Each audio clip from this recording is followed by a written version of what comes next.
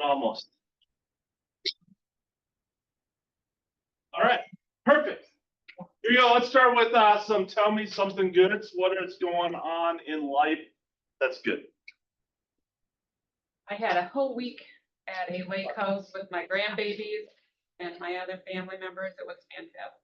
Nice. Where was this lake house? In Michigan on Canadian Lake. The Airbnb, and it was beautiful, and 7 days of lake life. All right, someone else. I sponsored a Notre Dame scholarship golf tournament yesterday, and I brought out Tony and Shane and Derek, and we got to play some golf. Got to do a little bumping elbows with people and talk about real estate at the end. It was fun. Nothing too crazy, but it was good to get out and kind of hang out with those guys and learn a little bit more. Nice. Awesome. Anyone else? Kids are back at school in 2.5 weeks. What are you counting? Who's counting? Good. Summer's coming to an end is another. Alana, May, I'll make me bed. Awesome. Nice. Wow, that's even one of these.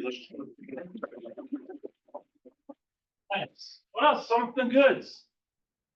So last weekend, Bethany let me do an open house for a property that was new for her team. And I door knocked on Friday and talked to 11 people, which is awesome. Yeah. And then I had 8 parties through, and one of them reached out to me yesterday and said they're thinking about making a cash offer. So wouldn't that be a lovely thing? Oh, that's great. I know. That's wonderful. That's awesome. Good. Any other goods? Go ahead. Sherry's back in town and I took a day off Ah, yesterday. nice. Nice to take the day off and not worry. Yeah. It's one of the things that I am always thankful about real estate is I can do it from anywhere in the world, literally.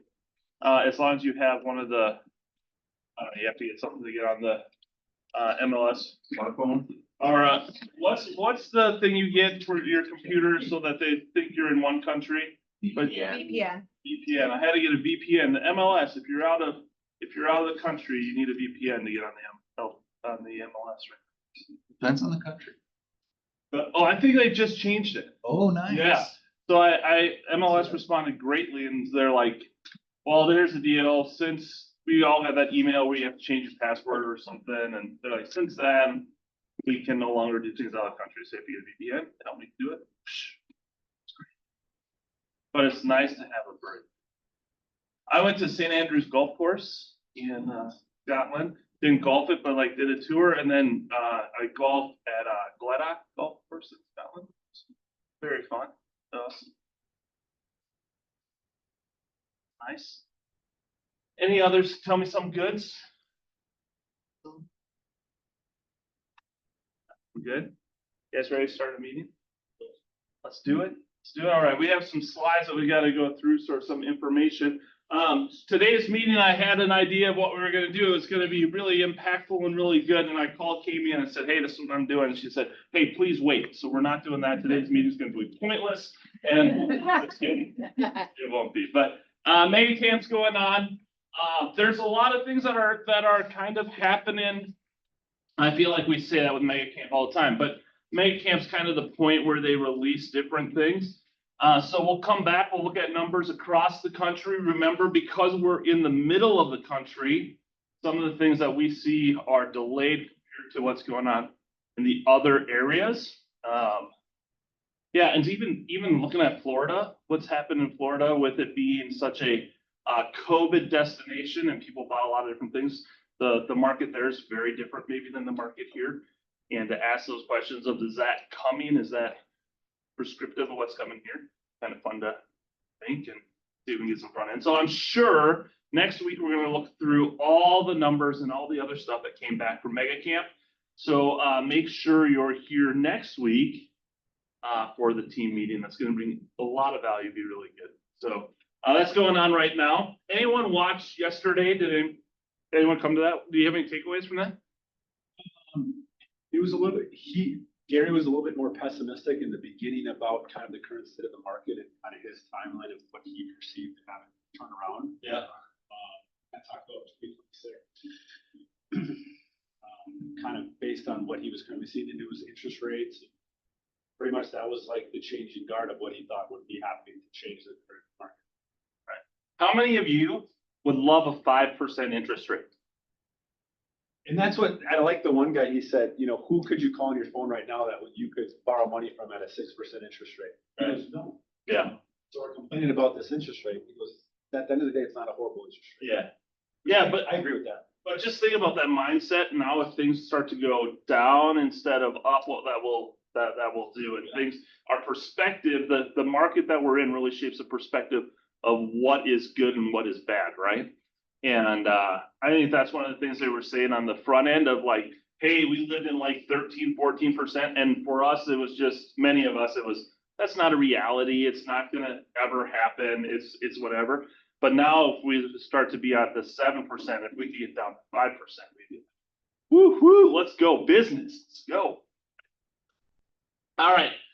So he always does that, and that's the spot that he takes you through Mega Camp. We'll get charts and everything. We'll look at what the market means. He's been pretty good as far as that kind of stuff in the future. So I always like the meetings after back. Walk your plans Tuesday, August 19th. Is that that's not in place of a team meeting?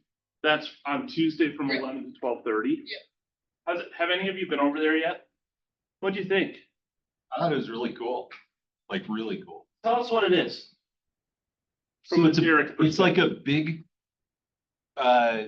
warehouse type unit, kind of like a car condo, if you've ever seen any of those. And they project the floor plan in whatnot. I guess they can do it to life size so that you can walk through the different rooms of a house and see where things relate, how big the space actually is. And I thought it was really cool. So you can like walk in and see the elevation up on the wall, but then you can also or see the picture up on the wall with the floor plan represented in front of you. I thought it was really interesting, like for somebody either considering maybe a renovation or new construction, to be able to get into some of those spaces like bathrooms and maybe like, is that pantry behind the kitchen, is that big enough? Is it like right sized for however you want to use it? So I thought that stuff was pretty cool, and it could be commercial applications. We looked at like a proposed apartment building where they were doing like micro sized apartment units. You get in there and it's like, well, how big is a 400 square foot unit? Well, it's actually pretty functional. So I don't know. I thought it was pretty cool.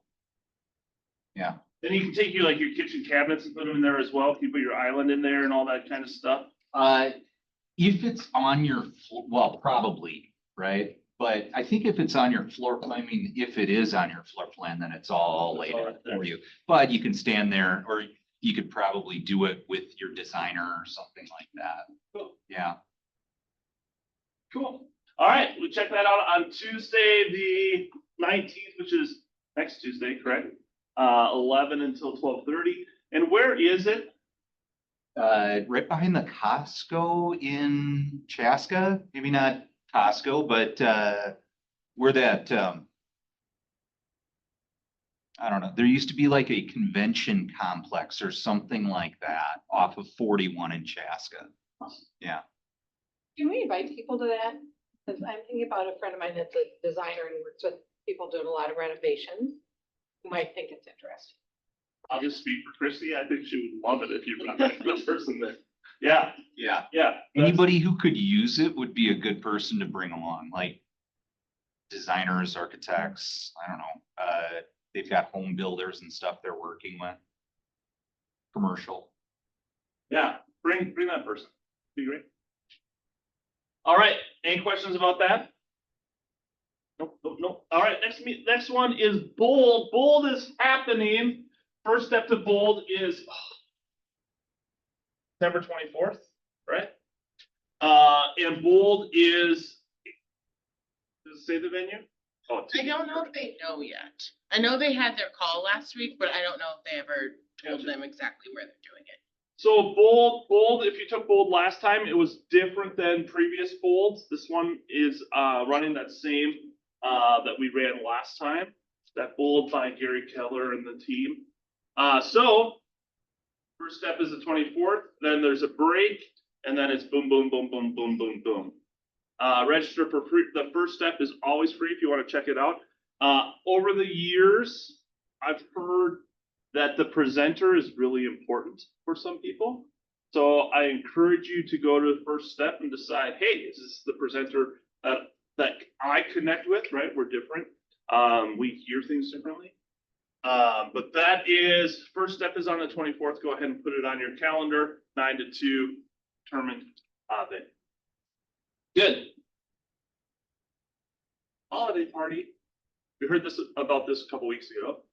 Holiday party on Thursday, December 4th, 6 p.m. Our favorite spot. Can you guys read where it's at? First, it's pretty good to do it there, isn't it? Yeah. It works really, really great. So put that on your calendar as well. There'll be appetizers, which is food. You don't have to eat dinner before you come. They have pretty good food, and then beverages and all those different things. So Birches on the Lake, December 4th, 6 p.m. Isn't it crazy we're talking about December already? Oh, geez. All right, next. Great North Title.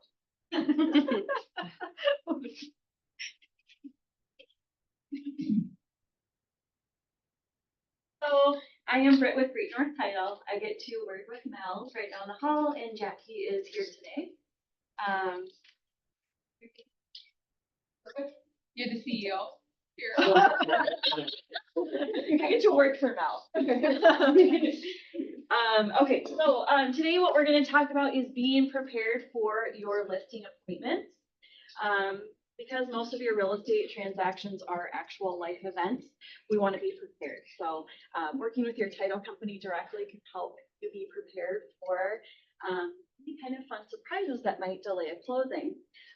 So one thing that we've been struggling with lately is when a seller has passed away, the agent is just listening to what maybe the signer for the estate might be saying, like, oh yeah, the property was left to me in the will. My mom said that it was going to be mine when she passed.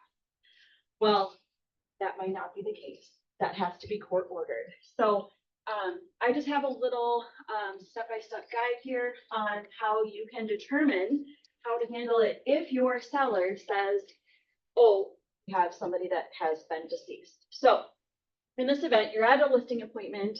The person you're meeting with says, oh yes, my wife passed away. So in that event, you want to check in with Great North Title right away and say, hey, was this person entitled with his wife as a joint tenant? Because then we have right of survivorship. No probate would be required in that case. Now let's say it's son and both parents have passed away. Now we want to make sure, okay, well, was there a transfer on death deed recorded that transfers the property automatically to the son? Or was nothing recorded, or was the transfer and death deed recorded after the parent passed away?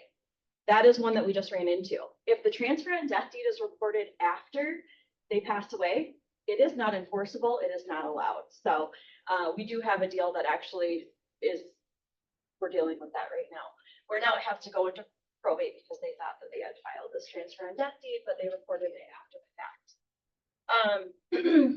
Another option would be if they were entitled as a trust, then that would be okay.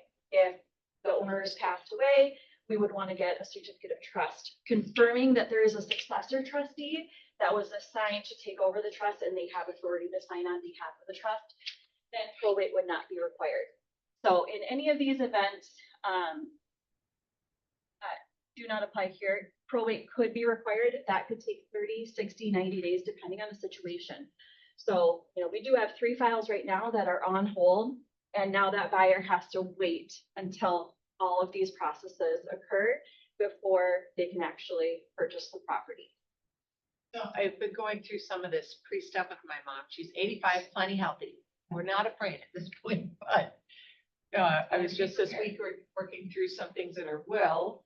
And her friend who helps said that if it's in her will, it doesn't go to probate. False. That's what I thought. So I was saying she should. That will would get trust. entered into probate to determine what the court is going to order. So yes, you would want to put it into a trust if that's what the attorney suggests. Or they could file a transfer on death deed. So you want to check with your CPA and your attorney, your estate planning attorney, to see what's best for that situation, just to avoid capital gains, because it is all dependent on how you inherit the property, on how you'll be taxed as an heir. I do have a few like seller ownership checklists and then authorized signer cheat sheet. So if you have somebody that's entitled like as a trust, or if they're using a power of attorney, or if it's an estate, it's already gone through probate, or if it's a company, then this tells you exactly what to do when you're meeting with that seller, so that you know that they actually have authorization to sign on behalf of any of these. Because we have had some of these situations that came up later where they didn't even have signing authority to enter into that contract. If you want to put your hands up, I can drop these off for anybody that is interested. You may have already received them before, so I won't double you up on paperwork if you don't need it. Does anybody have any special situations going on right now that you'd like to discuss? Any learning experiences or anything that we can kind of So clarify? can a reverse mortgage be in a transfer? Transfer on death deed. Can do a transfer on death deed with a reverse mortgage, but it could be upside down. Yeah, right. Yeah, that could be a liability for the person that might be inheriting that, so you'd want to see all those pros and cons. You talked Yeah. about a home probate situation on a timeline. Let's say that happens with us in a transaction. What's the timeline? What does that usually take to kind of clear up? It's usually like 2 to 90 days, depends on how complicated it is. If you do have one of those situations, we have a really, really good probate attorney that is super great with communication, and they'll be able to set that expectation right off the bat after they review everything. If there's a will and it's all detailed out and there's not too many heirs to deal with, they can run it through pretty quickly. Some do require 30 days after the judge signs off on it for the transaction to occur. So everyone is going to be a little bit different. Were you on one? Anyone else? All right, any other interesting title situations that we should talk about? Previously happened? Anything coming up? A really interesting one that was actually referred to us by an estate attorney. Her client passed away, and the heir was the owner of the home, was her son. He is permanently living in Japan and married to somebody who's Japanese. And so he needed a power of attorney here for the house, and it was his dad, which was the ex-husband, lady who passed away. And so that's who was handling the house. The rest of the estate was handled by the woman who passed away by her sister. That was very interesting. It was a personal representative that somebody was using a power of attorney for. Which that would be illegal to transfer. Well, it wasn't. It was because the man who he was power of attorney for is alive. So it was owned by a woman who was divorced. Her sisters were in charge of they were the PRs for the estate. And her son inherited the townhouse. Oh, And he instead of coming back from Japan, he had his dad be the personal representative, so the dad had to work with his ex-sister-in-law. That was a friend. That was a fun one. Yeah, I celebrated when that one actually closed. it was So when you have these kind of strange situations, or there are all kinds of questions about ownership, we can do what's called an owner's encumbrance report, or an O&E. And so if you have anything that's kind of complicated coming up, feel free to just request an O&E. It is a $150 search that we do at the county, and you'll get an actual report back that will say who's entitled, if there's a transfer on death deed reported. That's gonna kind of help verify everything before you get too deep into the transaction. That doesn't have to be paid up front either. We can just collect it at closing and it will just come out of the proceeds. And then if it doesn't close, then discuss, we're able to write it off, or if we'll need payment depending on how much was invested, county. Any other title questions for me? I have a question. I have a buyer who's closing this week, and her mom referred her and her husband to us. And her mom called me and said, I just told my daughter not to buy title insurance because the property was built, in the 1950s. So there's not going to be a problem with title, right? But I was like, well, not necessarily. And she's like, well, it's already obviously suburb. And so what could possibly be wrong? Like, how do you tell people, how do you explain title insurance? So it is a one-time cost. Can't recommend that they purchase it, but you can explain pros and cons. We always offer what's called an enhanced or an Eagle policy. And that has additional coverage, like covers probably 20 more things than the standard does. It also covers post-closing fraud, which is super important these days. So you see like closing lock and all those ads, you don't have to pay for a service. That's just going to tell you if you have been a victim of fraud. We will actually take care of that for you, our underwriter will. So that in itself is worth $100. The owner's policy is a one-time purchase. So think of it that way. You can always compare it to like a homeowner's insurance policy, right? Like a homeowner's insurance policy, you have to renew every year. You have to pay that premium every year. Your owner's policy, pay for it one time, just the property. So whether you refinance or you pay off your mortgage, it still stays in place, still protecting you as the owner. If you get a mortgage, the owner's policy appears to be much cheaper because you're splitting it off with the lender's policy that covers the loan amount that protects the lender. So a lot of times the owner's policy is only maybe a few $100, which priceless, knowing what can happen, right? And if you contact an attorney, how much are they going to charge you per hour? Probably $250 to $500 an hour. So you just paid for a 1 hour conversation. Attorney, that wouldn't even clear up what the issue is. So I think the best way to explain it is protect you for the entire time you own the property. You have a homeowner's insurance policy in case there's an issue, right? You don't have homeowner's insurance, that's when something's gonna happen, right? And what kind of issues are they protected from? Because if someone said, well, what kind of issues could even come up? I don't even know what I tell them. So I'll actually print up, in just a minute here, I'll print up a comparison chart that shows what a standard policy covers and then what an enhanced policy covers. So there's all kinds of issues. Let's say an heir comes up and says, hey, you know what, I never got my split from this sale back then. You don't have to deal with that. Send it to the underwriter. The underwriters have to deal with that in court. Easement issues, if there wasn't. Like if a fence line issue or like where the shed is, like that. It could be, it would just have to be, you'd have to look at your type of commitment, what was included in there, then the final owner's policy will be completed. So sometimes we do exceptions. So if the shed is over the property line and the seller doesn't want to move it and the buyer says, it's fine, I don't care, because if the city makes us fit or the neighbor makes us fit, we'll just move it. But until then, we're just going to leave it there. Then we're going to have that as an exception in our policy. So anytime that there's something like that, you want to bring that up to the title company. So we figure out, hey, do we need the seller to take care of this so that it's not an exception, or are we going to accept it? So every situation will be different, but yeah, there's a long list of what the coverage is. So I think the check is easiest for you. That would be really helpful. Thank you. And are you seeing issues that Title Lock is advertising about? Are you seeing those happening? That people are purchasing it, or that That people are getting scammed out of their houses? Yes. Yeah, so one thing that you'll want to let all of your family and friends know, and potential clients, is that if your home is owned free and clear, you are a target.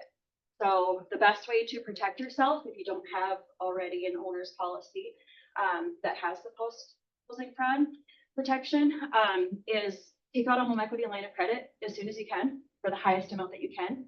Because anybody that does a public search, they're gonna see that it appears that you owe, let's say, 350,000 on that home. You don't have to pay interest on it because you're not taking out any money, but it appears to anybody that looks at the property records that you owe 350,000, they're not gonna target you. Because if they sell it and pretend that they're you and get the proceeds, they're not gonna get the full proceeds, they have to pay it off.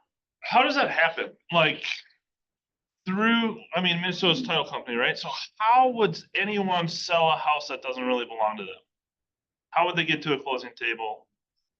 Without training us to do fraud. Yeah, like how often does it happen and what does that look like? Where, Find it, never read it. Yeah, so a cash, they may make up like a buyer and a seller. So they'll search property records. I'll give you an example of one that we received a purchase agreement for. 6 other title companies in the Twin Cities also received this purchase agreement. We were notified in the chain, so all of us title companies, even though we're competing with each other, we do communicate with each other to protect everyone. So we were notified by 2 other title companies that they just received 2 fraud purchase agreements. And this one was very extensive. It included earnest money that was overnighted to us. can I ask a real front question? Did it come through a realtor or not through a realtor? It did not. Yeah, so it came from the seller directly for sale by owner. They had drafted up their own purchase agreement. He was pretending that he was the seller. And then he said the cash buyer doesn't want to be communicated with only via email. You cannot call him. He only wants emails. And so then that was a red flag. We want to be able to talk to the person. And then for the earnest money, they overnighted a fake cashier's check from New Jersey. Looked like a real check. And so part of the scam was earnest money. So they wanted to have us deposit this. And then it takes a little while for it to actually clear our account. But then they would cancel the purchase agreement. And then request a wire. So then the title company would wire back the earnest money. And then we would be out that money because then that cashier's check would bounce later. But we did halt it right away. We notified all of our underwriters. And then it was blasted all over the Twin Cities to be on the lookout. I went a step further. I contacted the bank that had a mortgage on it to let them know that that happened. And they said, this is the 3rd call that we've gotten regarding this. And then we also found out who the owner was. So that's another thing that they're looking for is who is the taxpayer. If the taxpayer address is different than the actual property, that's another thing that makes them interested in scamming it. That sounds like they're trying to scam title companies to get earnest money. How does, I mean, they'd have to have real earnest money. How does it actually get closing? So, I mean, it would be difficult with the title companies that we were working with, but it's impossible. Because they want to move quick, right? So then cash, you can e-sign. Then they might overnight a cashier's check. So it could have gone a step further, but because we are trained to watch for all of those red flags and alert right away and dig into it, that we can stop it. But I mean, it would be easy for them to get away with it, let's say with a national title company, because they're less personalized and they're not, it's all transactional. They don't care. Like, let's push it through. Let's keep it going. But also the ownership fraud experience is mostly through a quitclaim deed. So when you own it as an individual, there's no mortgage, your tax statement address is different than the property. These are all items that then they might create a fraudulent quitclaim deed, forge the owner's signature, submit it for recording, and that's ultimately how the fee owner would lose their interest. So that's that kind of thing. Like, they can copy and paste from a mortgage, that signature from that owner. Put it on a deed, and then have somebody put their electronic notary stamp on there. I sent Mel a podcast a while back, and it was they were doing it to plots of land, and they were buying up the land, and then they were actually starting construction on it, and it wasn't their land. It was insane. Yeah, land is a big one. So you're gonna see a lot of title companies now requiring that we verify seller's identity in order to move forward. So that's something that you're gonna be seeing happen in the next couple months here. So just prepare your sellers. Make sure that they only share their information with the title company that's actually representing them. Because we have title companies now that are reaching out, representing the buyer, reaching out to our seller, texting them a link to upload their ID. I think that that is not a good idea because that just sets seller up for an opportunity to be scammed again. So I have reported that to underwriters. So just be on the lookout for that as well. All the scams, AI is creating all kinds of extra issues for us. That's always be on high alert. So I'll print out, oh, So if you have clients who own their home free and clear, can they buy retroactively title insurance? good, but a mortgage.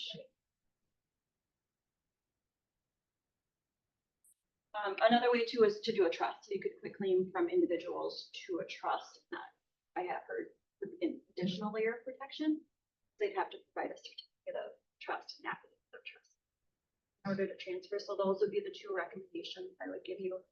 If properties are owned free and clear, you don't have title insurance, or even if you do have title insurance, it's probably a good practice. So I will not take up any more of your time, but I will print up and put it on the back. If they're taking out a mortgage for that purpose to receive or buy title insurance, could that be a HELOC? Buy title insurance if you get a mortgage. If you do a HELOC, it depends on the lender if they require title insurance, but really that policy would only protect the lender. It wouldn't be the owner's policy. Yeah. So if there is somebody that doesn't have an owner's policy on their property, you can reach out to us and we can talk to our underwriter to see if they're willing to offer any options for them. But typically they will not because they weren't involved in a transaction, but we can always check. It's worth a try. They're changing all the time, so always fire. So I'll print up that title insurance comparison chart. I'll put it in the back there so you guys can grab it on your way out if you'd like it. Awesome. One of the things I love to say about Great North is they have an awesome tool for making a seller's net sheet. So very simple, put an address in. Seller's net sheets are important, almost as important as this piece of paper and a pen I'm gonna give you. Cool. You have a pen already? You have a pen already? Here, I'm gonna just do this, sorry. There you go. Sure. There you go. There you go. All right. On the whiteboard, can you tell what that is supposed to be? Oh, It's a house. I need you to, on your paper, draw a house. And in your house, you need to have 7 rooms, okay? 7, oh, anyone else need pens? I know. Draw a house with 7 rooms. One of the things we're gonna do today. Oh, yeah. Not a big deal. Harder to draw too. It can be any color you want. In fact, not black is probably better. Do I really? No. Oh, look at that. In your house. Wonder why I have that on there twice. That means I'm probably missing one. All right, 7 rooms. Let's start there. All right, 7 rooms. Look up when you're ready. What we're gonna do is we're gonna take a look at our house. How's the health of our house? And the reason we're doing a house is because we're realtors, right? So we're gonna go and we're gonna talk about houses. But one of the things that I think we often do is we talk about health, and for many of us, we have like a category that we're thinking. We're thinking, physically I'm really good, or financially I'm really good, or mentally I'm really good. And what we're gonna do is we're gonna take a look at the entire house. So we're in August, summer's coming to an end. We know next time we'll be talking, we'll be saying, all right, we're in the fourth quarter. How did everything go? All those different things. But what we gotta do sometimes is a check-in. And one of the things Kami says all the time when she has these meetings, she says, the amount of credit card debt has skyrocketed. We're not, and she's like, and we're all pretending that things are okay. And I don't think that it's good to pretend, but I also don't think you have to share all your stuff with everyone. But I think it's good for you, for us, for me to do a check. So everyone have your house with 7 rooms? Yes? Yes. All right, here we go. The first room, put it wherever you want. I want it to be the spiritual room. Okay, spiritual room. And what we got to figure out is we got to give ourselves kind of a grading system. Do you guys like 1 through 5? Do you like A, B, C's? What do you like? A, B, C's. Okay, so we're gonna do A, B, C, D, F, right? And we're gonna grade our spiritual health. You guys pick a spot for this.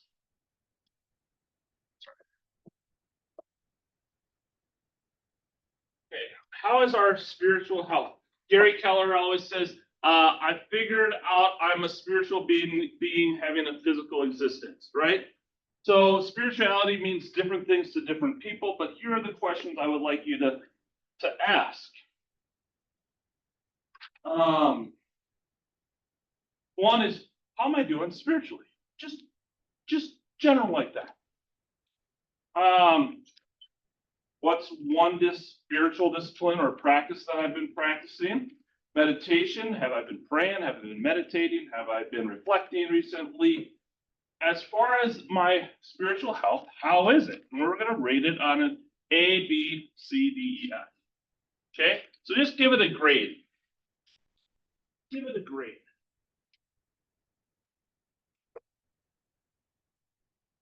A through F. And because we're all different, we measure our health differently. What we got to do is figure out, hey, why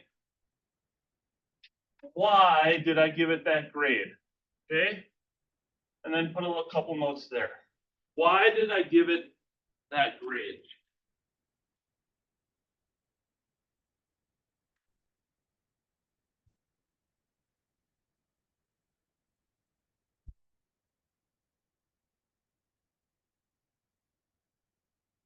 All that you can do is kind of a how do I feel about it? Or a what grade do I want?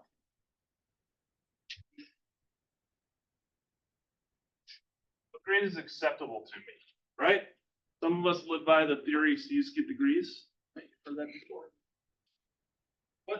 What grade is acceptable to me?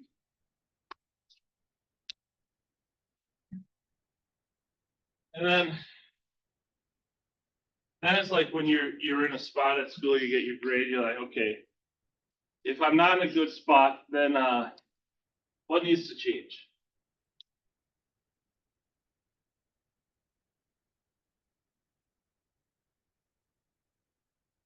Okay. Couple minutes for that room.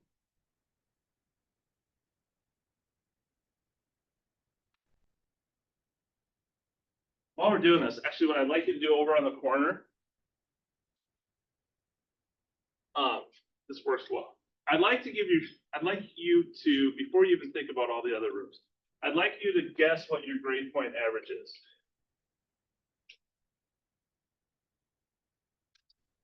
What is my current GPA?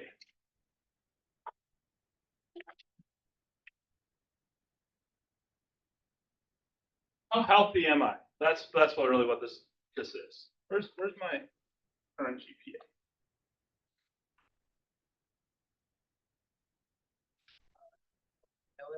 Yeah, 4.0, right? That's good. No, not everybody likes 4.8. Extra credits, kind of Community service. yeah, right. On a 4.0 scale, not weighted. Where's my health? Good? We'll see how close we are. All right, next one. Let's do our next room. Let's do a physical.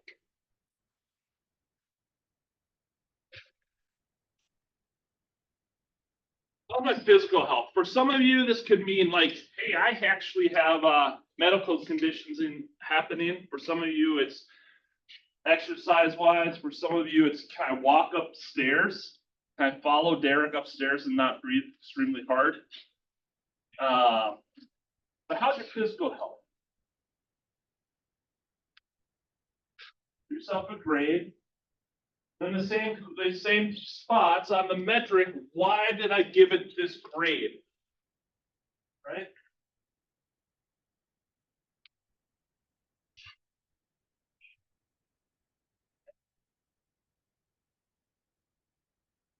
Give it this grade. How do I feel about my earning that grade? How do I feel about that? What emotions or feelings are going on because of that?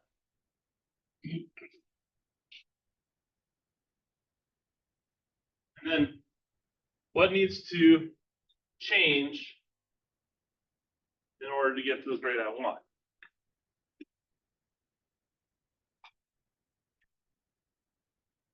Jake Lewis. I don't talk about him as much as I used to, but Jake is a stud. I'll just say that. And I had a coach. Her name's Debbie Frapp. And the cool thing about being a team leader is we had experienced some really high level things. Like we had a president of our company named Mark King, who was coached by Debbie Frapp. So I had the same coach as the CEO of our company, which was a lot of fun. But so did Jake Lewis. And when I was doing the TL stuff, Jake was running an Ironman. And every time we'd meet, you could just see the discipline and the stuff that he'd have. And I'd be like, I'm trying to run a marathon and Jake's running this stuff. And my coach looked at me and she's like, why does that matter to you? Like, what about that is important?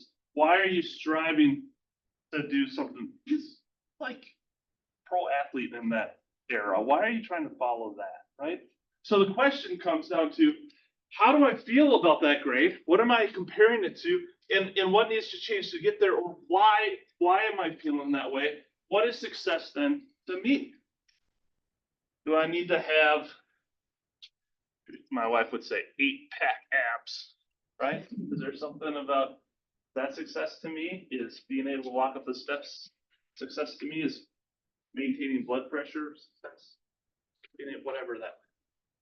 All right, how's your physical health? What do you get for a grade? What needs to change? Everyone have that done?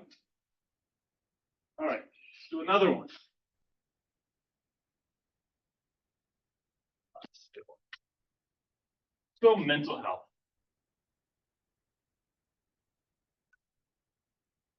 How's my mental health? Couple questions is, do you feel focused or distracted most of the time? Is there something new you've learned recently that energizes you? Are you feeling mentally drained or overloaded? How often do you give yourself breaks from screens? Right? Do you have crutches that are keeping you up? Is there a project or a problem you're excited to solve, or are you just want to chill out? Where are you at mentally? That can also be, how am I doing in my mental health in general? How am I feeling about life? Am I optimistic, or do I tend to be pessimistic? Do I feel depressed?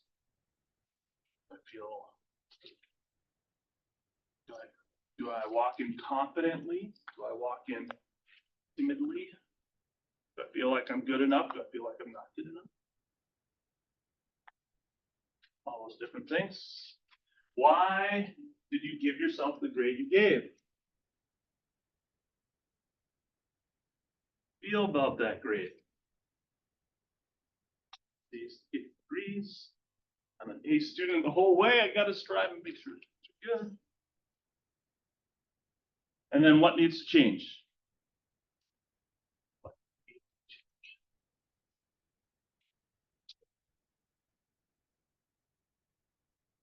All right. Ready for another one?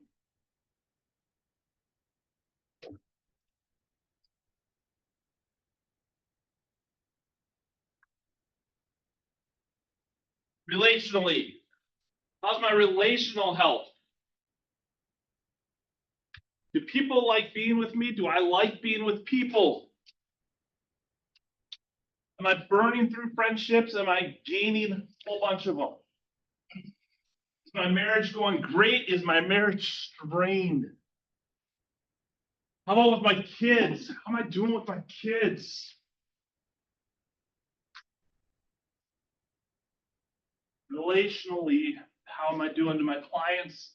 Do I find myself battling with my clients? Do I find myself being aligned with my clients? What grade did you get? Why did you get it? Why did you give yourself that grade? How do you feel about that grade? And what needs to change?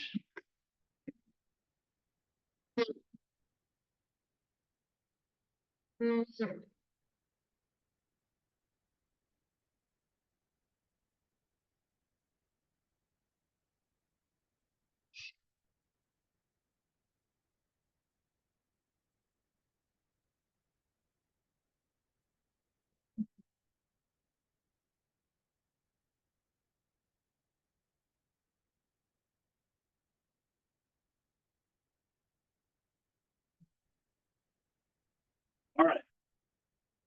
How about emotionally?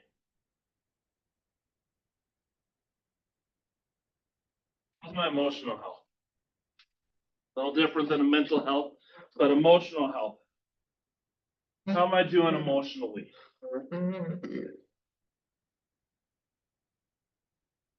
Same thing. What would I give myself for a grade?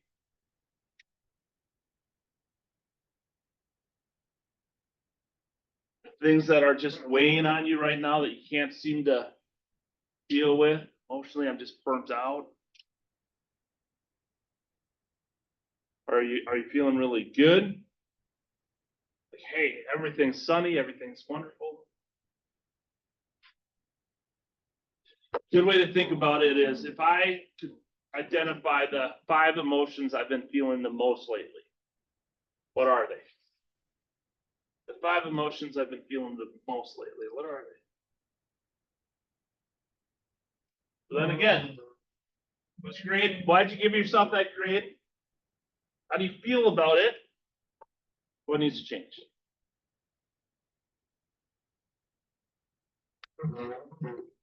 All right, here's the one. Financially.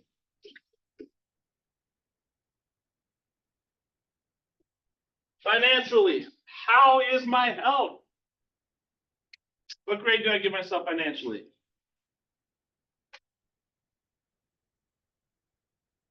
Doing great, exactly where I'm at, running on all cylinders.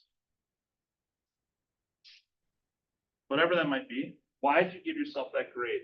Again, we're all gonna have like different levels. There's no standardized testing of what does financial health look like. There's some indicators of financial health, but how are you feeling? Why did you give yourself that grade, and how are you feeling about it? Financial health.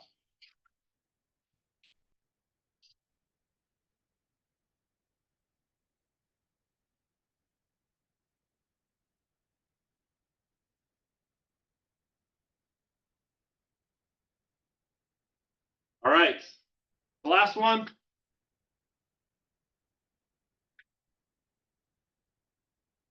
Vocational health. How am I feeling vocationally? How am I feeling about my job? What kind of grade am I giving myself in that area? The health of that. Am I fulfilled in what I'm doing? Does my current role allow me to use the ways that I've been gifted to shine? Do I enjoy working? How's my vocational health?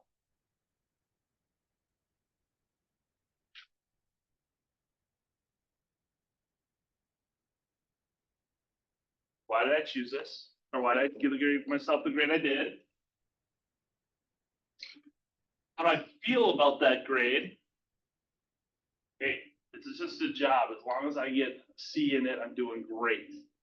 Right? Some of us have subjects like that.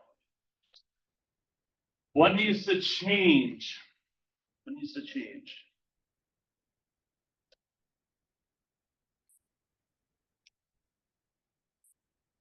All right, 4.0 people.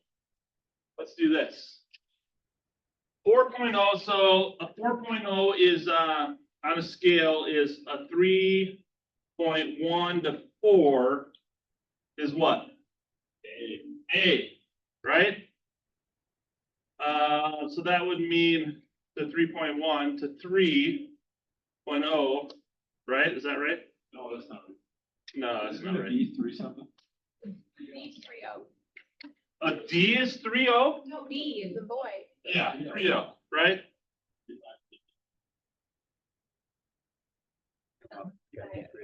So 2 is a D, 3 is a B, or 2 is a Everything always comes back to B, math. C. Always. There we go. One. There we go. Keep it simple, Kevin. D. Right. There, how about that? Perfect. Point something is F, right? You get less than that one, okay? What do we get for a plus? Plus, yeah. Add a 0.5. All right. All right. He said, what would you like to Okay, so now, we live in the western suburbs, and many of us probably grew up this way, but it wasn't always supposed to be this way. You know what this was supposed to be? It was what? Average, Don't want to be that. right? Yeah. There. Average. The problem is, whenever my kids came home with that grade, I'd be like, seriously, right? And the culture of that is like, seriously. So we all expect higher grades right up here. So let's say A's for this case are rocking it, right? Things are going on good cylinders, right? B's, I'm doing okay. Okay to good. This makes sense.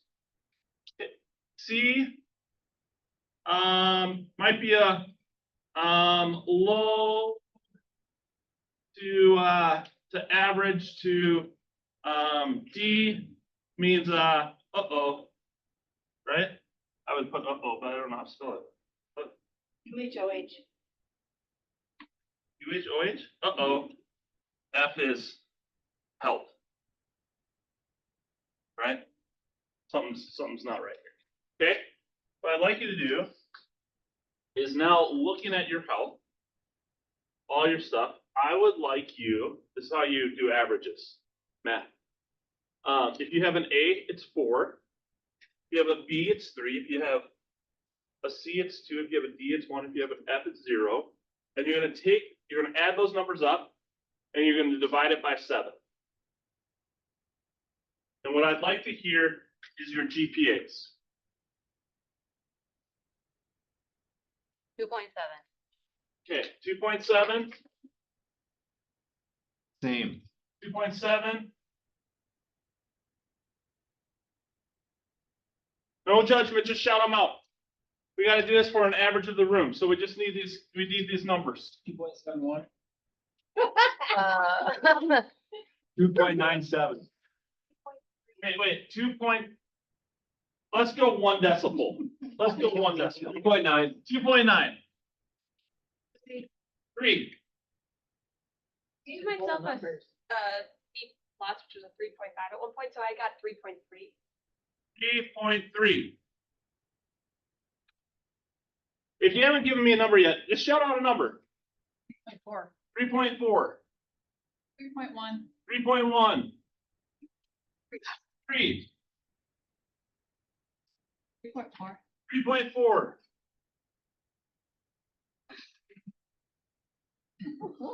1, 2, 3, 4, 5, 6, 7, 8, 9, 10. There's more 10 people. Give me a number. 2.8. Eric's taking off his shoes. 2.7. Takes a while. 2.7. Just really bad at math. I got 7. Are you like the lending guy? That's why I didn't want to say anything. 7 is not possible. 3.4. 3.4. Anyone else want to share? Okay, who has a calculator? Calculator, ready? 2.7, 2.7, How many 2.7? 2.7, 2.9, 3.0, 3.3, 3.4, 3.1, 3.0, 3.4, 2.8, 2.7, 3.4.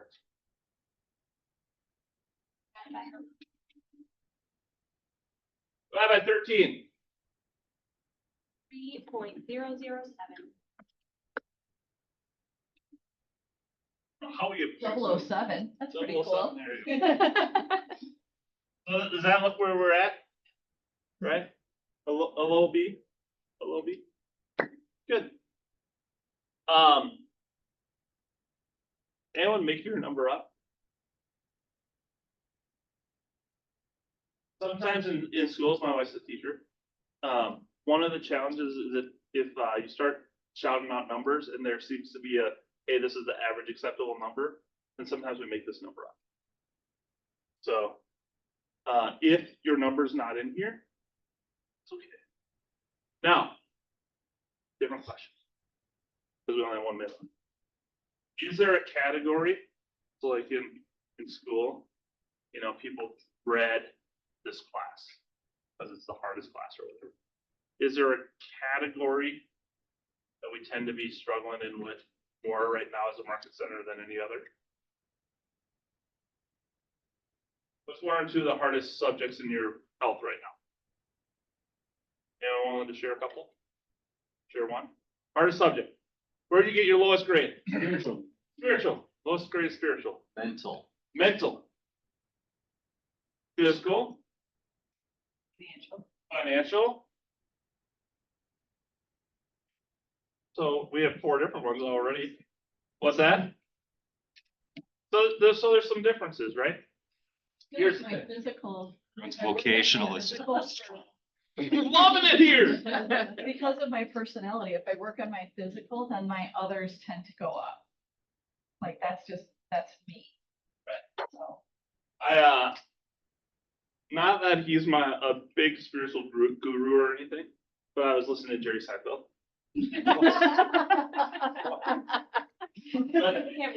But he was being interviewed, and one of the things he does is this kind of meditation. Anyone know what it is? Transcendental. What is it? Transcendental. Yes, yes. He's like, say it really loud so people know. Transcendental, I believe. So, Something like that. Yeah. but he was talking about for him, it's because he was being interviewed by this guy, and the guy's like, and then he asked the guy, well, do you meditate? He's like, no, I don't. I work out. He's like, yeah, but meditation is like the relief he would get from working out, right? So the fact that, hey, if I work out emotionally, I'm doing better, right? There are things that our health is kind of tied together in some ways, whether that's spiritually, if I improve that spot, the rest comes together. If I physically do some things, my body's feeling better about life, I tend to feel better about life. Right, very good. Good. So, ready? You all put what needs to change. What I'd like you to do is this. Change happens when we do it immediately. So I'd like you to select what's one thing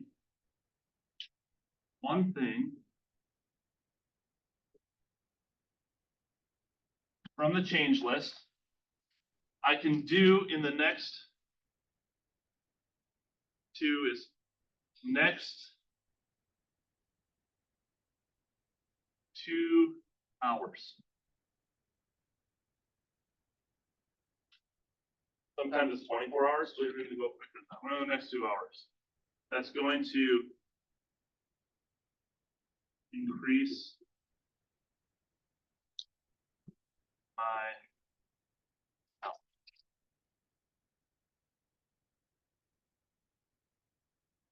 We'll have a list that we put out there about what's needs to change. But pick one thing from that list that you're gonna commit to do in the next 2 hours, so you can do it in the next 2 hours. That's gonna increase your health. Write it down.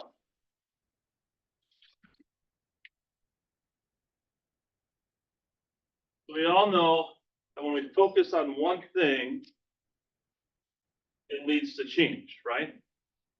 We also know that when we tell someone and we add accountability, it results in us actually doing it. Now, you don't have to tell the person what it is, but I would like you to figure out who's your accountable person. And what you're gonna do, you're going to text them.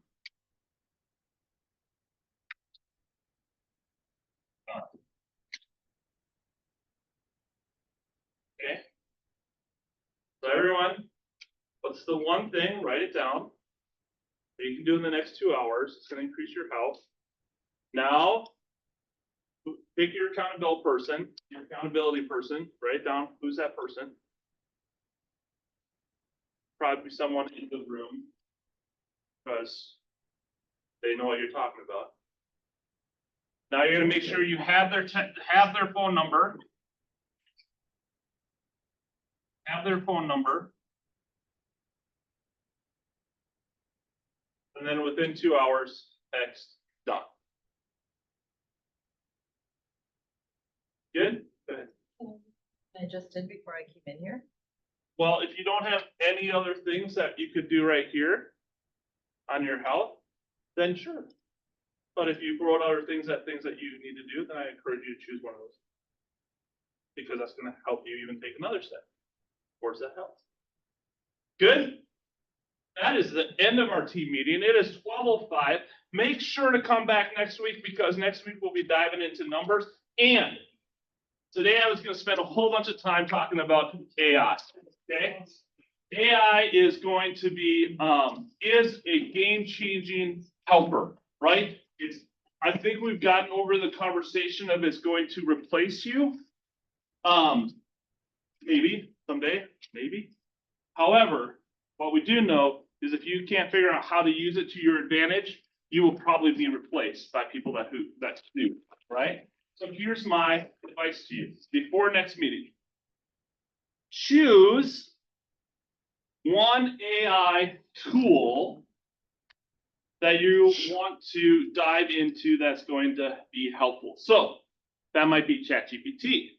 It might be Grok. It might be Google's AI, which is Gemini. It might be a tool you're already using that already has AI. But what I would encourage you to do is to download it and interact with it and interact with it and interact with it and interact with it. But between now and next week, so that when we come back and talk about it, we can discuss how that's been, what's been valuable to you, what's not. Also, I would say this. Don't be a cheapskate, right? ChatGPT just came out with ChatGPT 5, costs $30 a month or something like that. It's an awesome tool, right? Every tool. There's one tool called, I have a mental brain freeze on my head, but I have it on here. It's different than, it's called Manus. And it will, you can tell I want a website. It will create your whole website. It will give you a link so you can preview it. And then it will say, would you like me to take it public? There's a whole bunch of stuff out there that is amazing. Canva is doing AI stuff within Keller Williams. There's a whole bunch of stuff. So figure out your AI tool that you want to deep dive into before next week. Sound good? KB will come back. We'll lead that meeting. It's going to be awesome. Awesome. Have a great week. I'm back. If you have broker questions, I'd love to answer them for you. It was good to connect with people, even being across the pond. But yeah, see you later. Have an awesome week.